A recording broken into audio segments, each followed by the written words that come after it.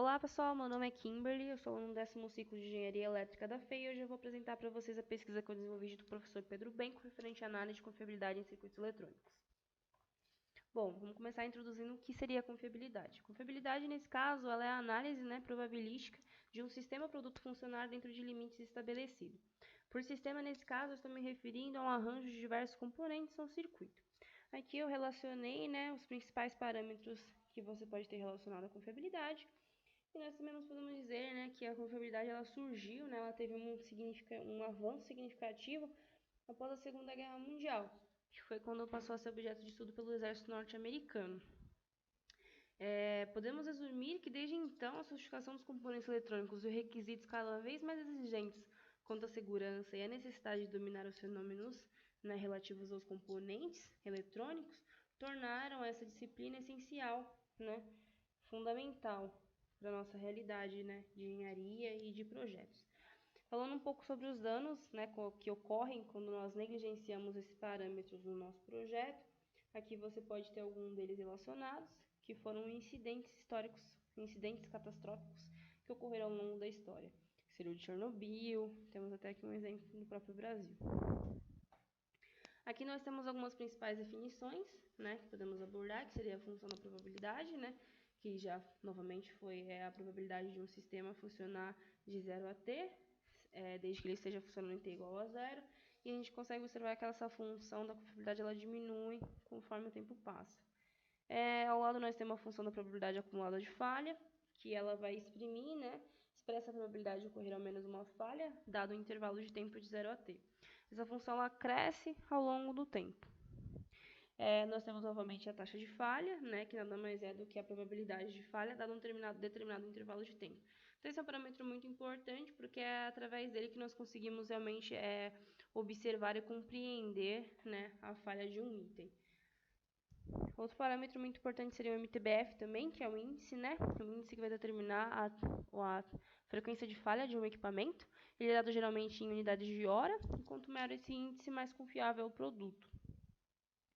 Aqui nós podemos observar a curva da banheira, que ela vai exprimir o comportamento da taxa de falha em relação ao tempo. Aqui nós observamos que você tem um alto índice de falha, que vai diminuindo, aqui nessa primeira fase, devido às falhas prematuras. Então, são aqueles erros, e falhas que ocorrem no componente assim que você liga, um equipamento. Aqui nós temos um período relativamente estável, que seria de falhas casuais, e aqui é muito interessante ser estudado, porque é nesse período que nós queremos analisar a taxa de falha. E depois você tem o aumento da taxa de falha devido ao desgaste que ocorre conforme o tempo passa.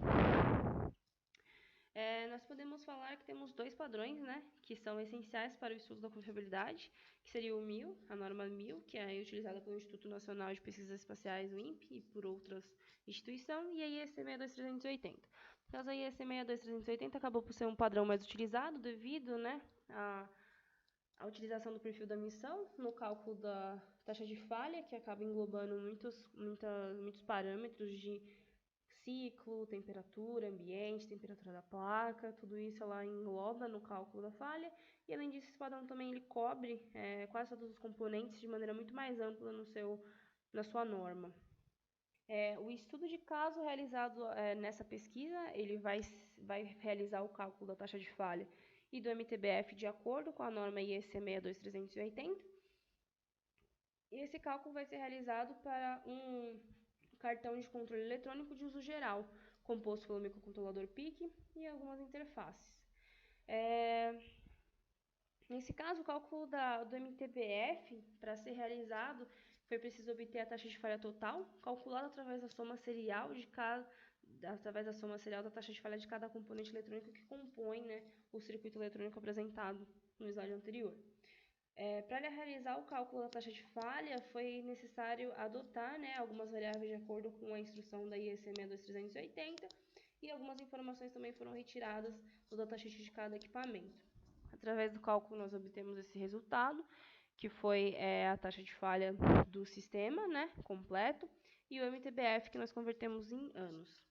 Os resultados dessa pesquisa, ele pode demonstrar para a gente que as condições operacionais, que de acordo com as condições operacionais padrão, o produto ele é confiável, né, para a operação. Então, a placa ela não vai demonstrar falha de acordo com o período estabelecido pelo MTBF. Um outro fator muito importante que a gente pode também levantar aqui é a própria influência que a gente tem do projeto sobre a confiabilidade de um circuito, que a gente precisa definir, né, logo antes, durante o projeto, as condições de uso dos componentes e quais as condições que esses componentes serão submetidos para determinar o melhor componente de acordo com a aplicação desejada.